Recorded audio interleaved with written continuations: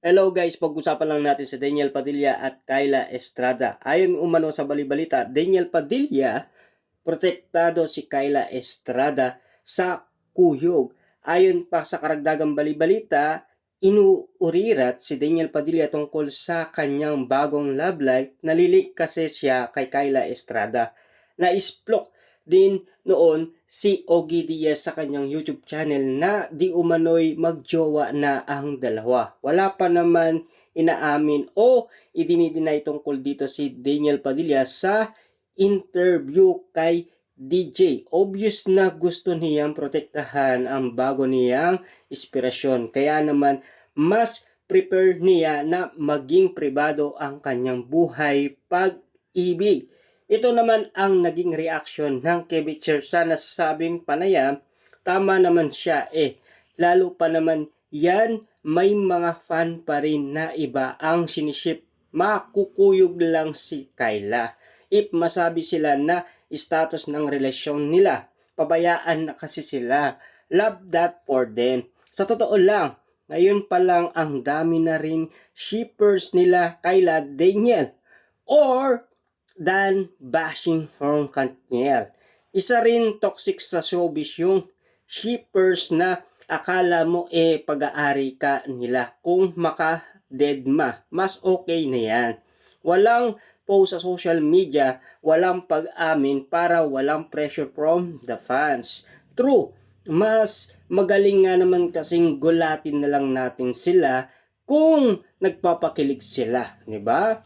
At kung matutuloy sila sa kasalan. Hahaha, nakakabuti din na parang very matured na sila dalawa. Nung nagkakakilala, masabi natin na hindi na to dala lang ng pressure sa show business. Okay na din to. Huwag muna silang umamin. Gusto kong anong meron si Kyla ngayon. Sunod-sunod ang project, private but not secret, alata gusto nila. Hopefully, matutuloy-tuloy at may character development talaga. Sana, Kyla, it's a catch sa totoo lang, very classy, glad na nakilala sila na matured na silang dalawa ni Daniel Padilla. Feeling ko nire-reject niya talaga maging public yung relationship nila ni Kat noon. Kaya nag-private na siguro. Both of them are growing for some reason since like DJ is more free-spirited than before. Pero lately, ano itong iniispok sa akin ng isang verde na gwardyado raw ni DJ si Kyla. Well, kung totoo man, hindi na ako magtataka dahil ganun din naman siya ka-protective noon sila pa ni Catherine Bernardo. Na alam nyo naman siguro, siyempre girlfriend niya kasi kaya nga naman kasi pinoprotektahan niya lalong-lalo na sa showbiz.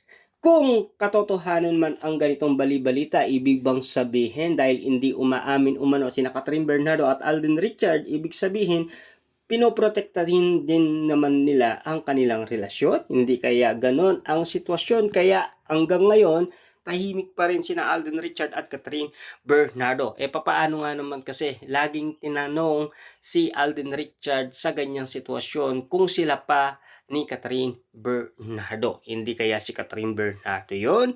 Kasi ang sinasabi nga naman kasi meron na daw na tinitignan si Alden Richard na isang babae na talagang gustong-gusto niya.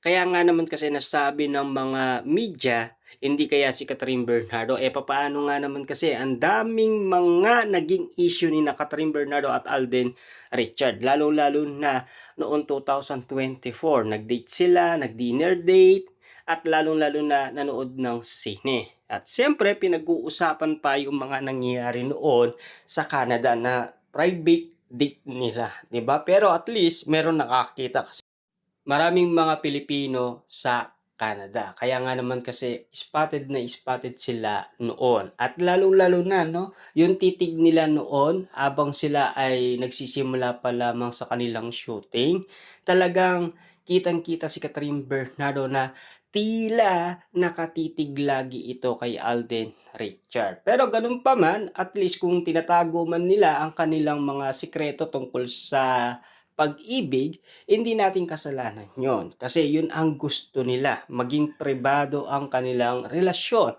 Pero, ang sinasabi naman kasi ni Alden Richard ay nasa GMA ang kanyang gustong babae, 'di ba? Pero ang media makulit talaga sa katanungan na si Catherine Bernardo daw, 'di ba? Baka si Catherine kasi marami pang naging issue umano sina Alden Richard at Catherine Bernardo hanggang ngayon kasi kumakalat pa rin 'yan sa social media. Pero ganun pa man, at least nabubuhay ang mga issue ngayon kina Daniel Padilla at Kyla Estrada dahil lantaran ang kanilang relasyon at hindi nila nilihim.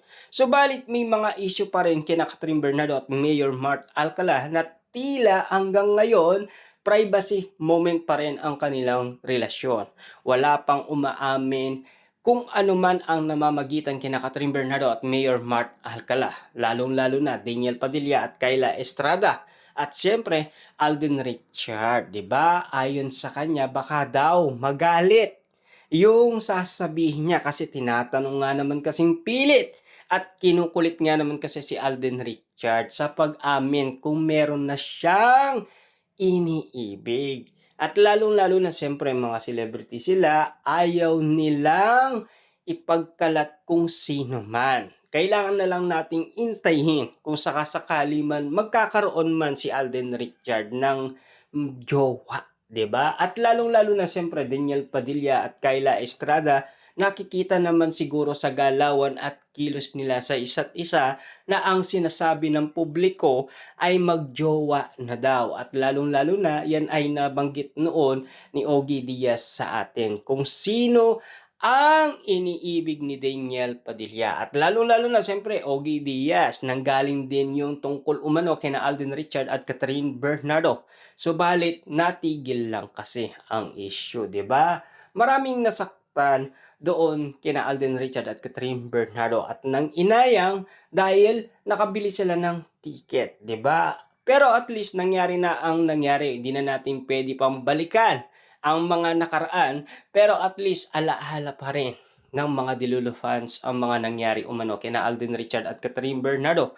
Subalit hanggang ngayon, nabubuhay pa rin sa kulitan ang mga netizens kung kailan aamin at kung matutuloy sa kasalan sina Daniel Padilla at Kyla Estrada. At lalong-lalo na kasi narinig nila si Daniel Padilla na gusto nang magkaroon ng pamilya. At syempre gusto niya daw bumuo na ng pamilya. Di lang nating alam kung kanino at lalong-lalo na syempre ayon sa mang-uhula, merong magiging third party sa relasyon Kyla Estrada at Daniel Padilla. Di nating alam kung sino ang magiging third party sa kanilang relasyon. Di lang nating alam kung si Daniel Padilla ba ay magkakaroon ng iba